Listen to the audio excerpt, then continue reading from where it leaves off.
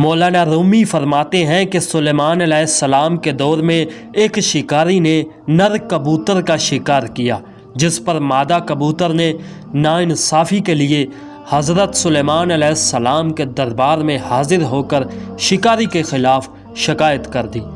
سلیمان علیہ السلام نے شکاری کو بلایا اور پوچھا کہ نر کبوتر کو تم نے کیوں مارا ہے؟ جواب میں شکاری نے کہا، اے اللہ کے پیغمبر علیہ السلام، کبوتر حلال ہے اور ہمیں حلال شکار کی اجازت ہے، تب میں نے یہ شکار کیا، اس میں غلط کیا ہے؟ شکاری کی یہ بات سننے کے بعد کبوتر نے سلیمان علیہ السلام سے عرض کی کہ اے اللہ کے پیغمبر علیہ السلام، مجھے اس پر اعتراض نہیں کہ اس نے میرے نر کبوتر کا شکار کیا، بلکہ اعتراض اس کے دھوکے بازی پر ہے۔ یہ شکاری کے لباس کے بجائے عام لباس میں آیا، اگر یہ شکاری کے لباس میں آتا تو ہم اپنی حفاظت کر سکتے تھے، لہٰذا اس نے ہمارے ساتھ دھوکہ کیا،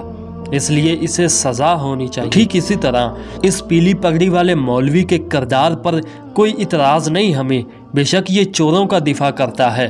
بے شک یہ وزارتوں کے لیے در بدر بھٹکتا رہے، ہمیں اگر اعتراض ہے تو اس کے دوہرے معیار پر کہ یہ سب اگر اس نے کرنا ہے تو مذہب کے لبادے میں نہ کرے، اسلام کا نام استعمال کر کے نہ کرے، اسلام کے نام پر مساجد مدارس کے دفاع کے نام پر قوم کے ساتھ اتنا بڑا دھوکہ نہ کرے۔